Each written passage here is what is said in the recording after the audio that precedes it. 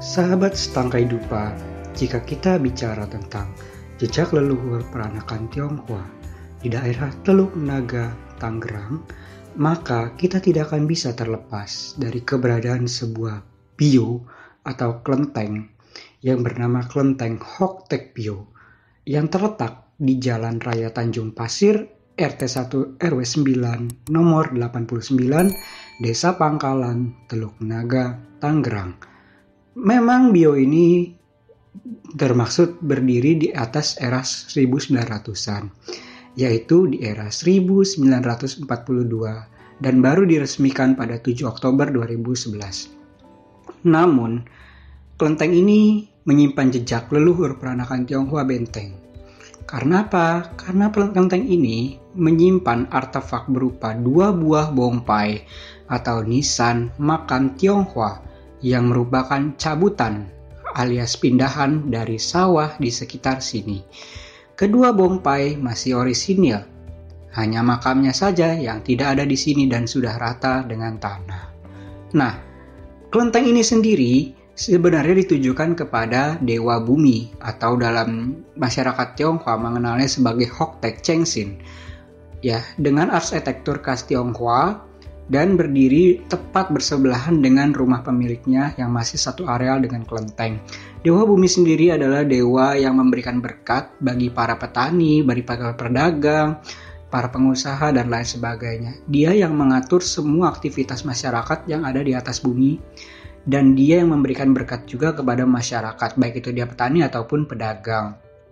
Nah, lalu bagaimana bisa ada 2 bongpai di dalam kelenteng?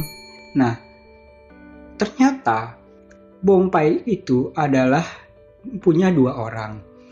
Bongpai yang pertama adalah milik seorang laki-laki bernama Chen Mahe atau dalam bahasa Hokkien kita sebut marganya Tan Mahe. Nah, kemudian bongpai sebelah kiri adalah milik seorang laki-laki bernama Lin Rankong atau Lim Rankong. Ya, pada papan nama salah tulis, yang tertulis di papan nama adalah Lim Nyikung, yang sebenarnya di bongpai tertulisnya Lim Rankong. Nah, bertarik era rezim Qianlong di tahun Keng Yin, atau kalau kita konversi dari tahun Patse ke tahun Masehi, maka didapat angka 1770 Masehi. Asal dia dari Nanjing, atau kita sebut Lamcheng kalau dalam bahasa Hokkien, itu ada di Fujian di Hokkien Tiongkok sana. Beliau memiliki 2 orang putra yang bernama Lim Lianseng dan Lim Chaoseng, dan 1 orang putri, namun sayang nama putri beliau di bongpai sudah tidak terbaca karena usia bongpai yang sudah tua dan tertutup sama cor-coran baru. Menurut penuturan Biokong di sini, yang sekaligus pemilik bio bernama Empe Iking,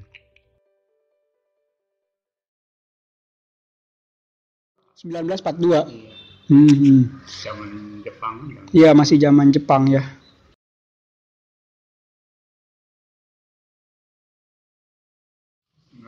Nggak tahu, dia nyuruhin minta diangkat. Oh, dia nyurupin minta diangkat gitu ya. Dia juga kawin dari mertua, yang nerusin aja ini. Oh, nerusin. Ya, mertua yang tahu sejarahnya, bakal udah meninggal, nah itu dia kitanya dari sawah. Tuh. Lagi bagaimana ke Paju, matanya nggak kelihatan di maju sawah.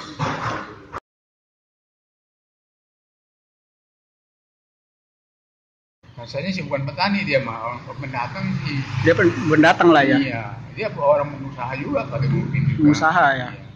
Ya mungkin dia berdagang kali ya, jualin barang. Pengusaha nggak bakal kemari, banyak kan rata-rata orang tua zaman dulu tuh mari kan rata-rata pedagang. Kan banyak kan orang kita kan dari Tiongkok dari sini dagang rempah. Besar kemungkinan mereka bukanlah petani. Asumsinya adalah mereka adalah pedagang. Walaupun beliau tidak tahu secara pasti, beliau berkata bahwa ruangan tersebut adalah memang buatan, namun bongpainya asli. Termaksud Sinci Dewa Tanah, bongpai Dewa Buminya yang Hoxen itu juga asli. Hanya saja ini adalah pindahan dari kuburan yang berada di tengah sawah. Dan yang dipindahkan hanya bompainya saja, bukan kuburannya.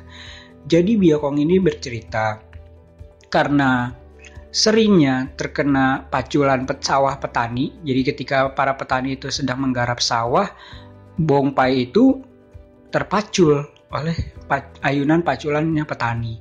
Maka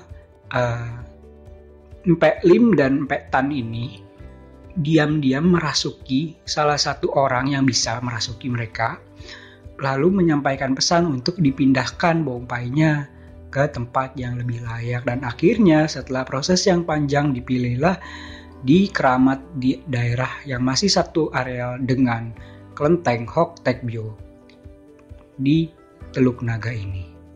Nah, yang menarik adalah teman-teman, kelenteng ini juga menyediakan panembahan atau kita sebut sebagai paniisan untuk menghormati para karuhun lokal.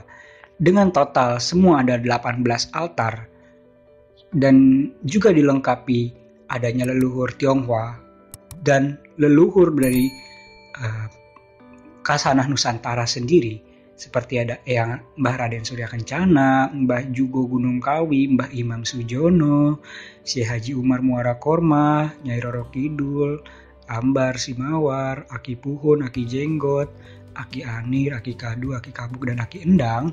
Ini jadi menambah kasanah dari kelenteng ini sendiri. Kelenteng ini memang pada awalnya ditujukan untuk Buddhisme juga iya, untuk Taoisme juga iya. Namun ternyata ada juga pencampuran budaya, ada juga pencampuran keturunan yang memasukkan para karuhun, para dewa-dewa, para leluhur Tionghoa yang memang merupakan dewata lokal untuk dipuja bersama-sama di sini. Demikian singkat cerita tentang kelenteng Hok Tek Bio di Pangkalan Teluk Naga.